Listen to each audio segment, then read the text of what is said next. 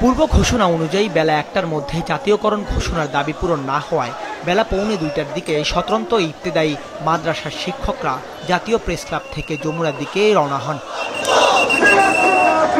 মিছিল কিছুটা সামনে গেলে পুলিশের বাধার মুখে পড়েন আন্দোলনকারীরা। পরে সেখানেই বসে পড়েন শিক্ষকরা। অবস্থান কর্মসূচির কারণে প্রেস ক্লাব থেকে হাইকোর্টমুখী যান চলাচল বন্ধ হয়ে যায়। পুলিশের বাধা এখানে আটকে আছি, আমাদের দাবি পূরণ না করা পর্যন্ত আমরা এখান থেকে যাব না। কর্মসূচি সেই কর্মসূচি পালিত হবে। আমরা প্রশাসনের কথা শুনে আমরা সরে যাব না। প্রত্যেকদিন একই কথা বলে আমাদেরকে দূরে রাখছে এই আন্দোলন থেকে।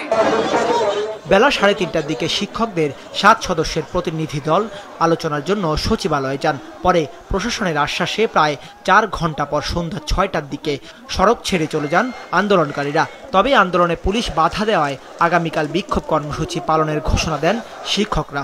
১০89টি বাছাইকৃত এমপিওর ফাইল প্রধান উপদেষ্টার কার্যালয়ে আমরা পাঠিয়েছিলাম।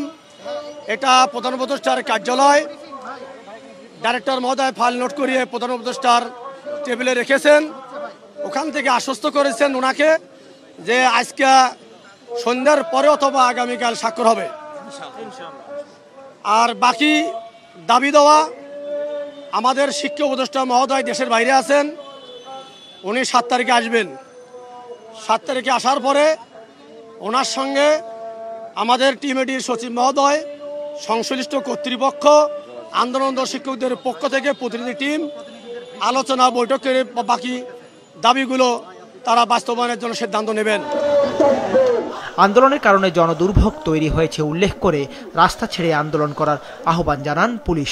প্রেস ক্লাবের সামনে যে রাস্তাটা, এই ২ রাস্তার মধ্যে একটা রাস্তা বন্ধ আছে আর এক রাস্তা যান চলাচল করতেছে। আমরা চেষ্টা করতেছি তাদের একটু বুঝিয়ে সুঝিয়ে তাদের একটু কনভিন্স করে এখানে এই রাস্তাটা একটু খালি করা, যেন যান চলাচলটা স্বাভাবিক হয়।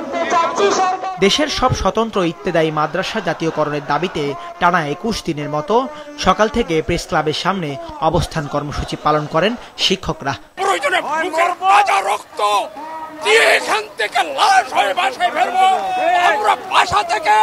শপথ করে বের হয়েছি। আমাদের জাতীয়করণ দাবি আদায় না হওয়াতে আমরা কোনো মতেই মাঠ ছাড়বো না। ছাত্র ছাত্রী এবং শিক্ষক শিক্ষিকা সবাইকে নিয়ে সামনে আমরা কঠোর থেকে কঠোর আন্দোলন করবো ইনশাআল্লাহ। এর আগে গত বুধবার সচিবালয় অভিমুখে শিক্ষকদের আন্দোলনে সাউন্ড গ্রেনেড ও জলকামান নিক্ষেপ করা হয়। এরপর থেকে আন্দোলন আরও তীব্র আকার ধারণ করে। দাউদ হাসান, মাছরাঙা সংবাদ, ঢাকা।